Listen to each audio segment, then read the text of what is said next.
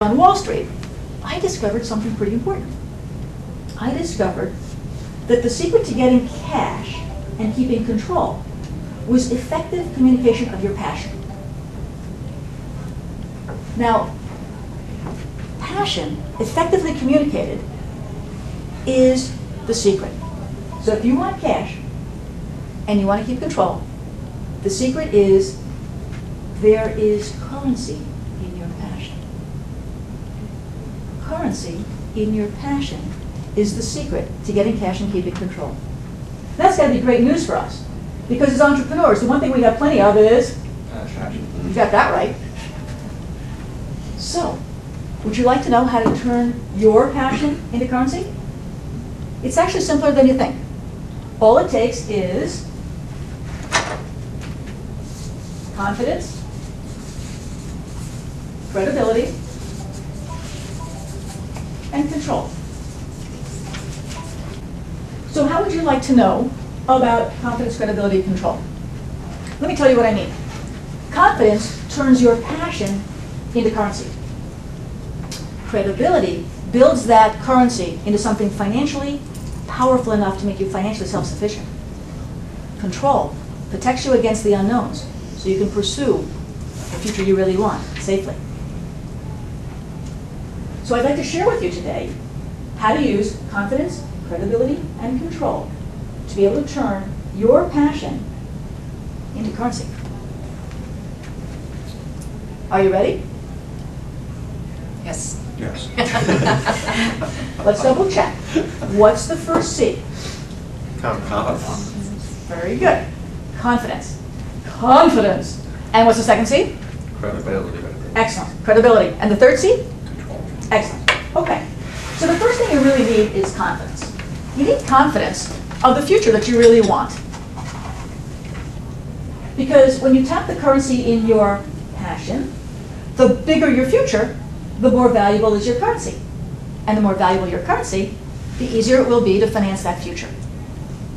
It'll be easy if you have the confidence, the first C, to share that passion of the future you really want. So while we're on the topic, I might have to ask you guys, so what is your passion? What is the future that you'd really like to have? So let's go through a little mental exercise, and I'm going to pose some questions for you, and as I do, maybe you'll write some notes along the way. I'd like you to bring to mind what your best profit-making opportunities are. Perhaps you want to take your existing products and go globally. Perhaps you would like to develop some new products to sell to your existing clients. Perhaps you'd like to use technology to expand some lights for capacity. What are your most attractive options, opportunities? Now imagine you have unlimited resources to be able to build, capture every one of those opportunities. Got that? Now, let's keep going and let's take a look at your strengths. The strengths that are really unique to your company.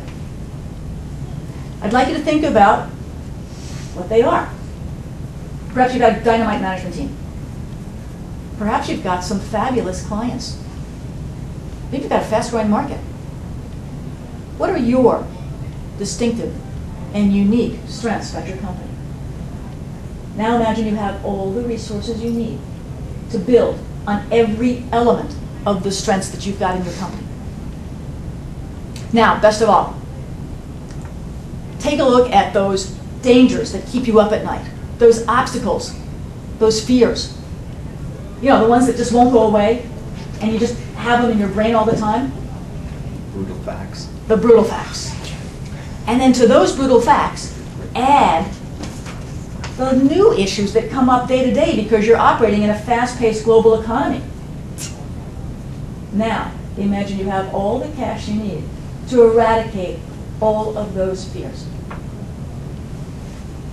So, what does your business look like out 10 years in the future, 2017, measured in revenue? If you took all of those opportunities, built on all of those strengths, and eradicated all of those obstacles. Think about that revenue number. out 10 years in the future. Savor it. Consider its exponentially higher profits, its dramatically lower risks, its enhanced shareholder value. So let me ask you, have you ever shared that particular revenue picture with anyone else? By a show of hands, how many of you have ever shared the picture you just created with anyone else? Nobody. Oh, with each other, I think. Yeah. Have you? Well, with each other, With yeah. each other. No, no. Have you truly? Well, you don't actually know what he's thinking, so good question. But we're going to find out. So let me ask you. I'll hold you guys off for the moment because you think you might have talked to each other about it. But for the others of you who haven't shared that number, that revenue picture, what might be some reasons that you might not have shared it? Sounds stupid, it's so big. No surprise. That's a really interesting comment. Didn't want to intimidate my current management team. Didn't want to intimidate your management team. Interesting. I've only been going on 5 years.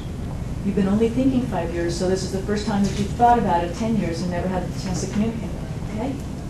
And clarity in the number, size. Not sure of the clarity? Right. Okay. You got a fuzzy feel, but not a sharp feel. Right.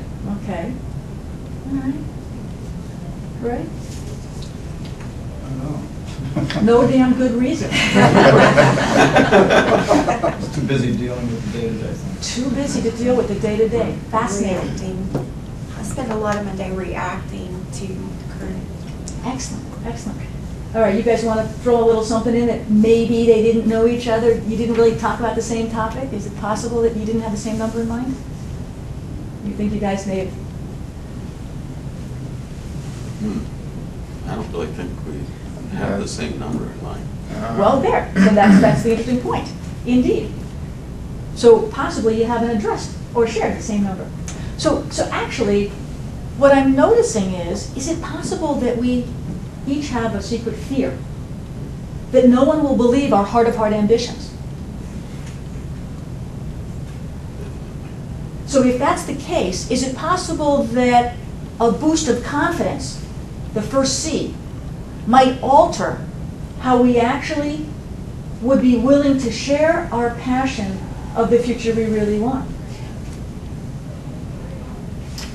When it comes to building passion for an entrepreneur, one of the things that I do to help entrepreneurs who are trying to decide which future to share with investors in the financial community is I help them with something I call financial market intelligence.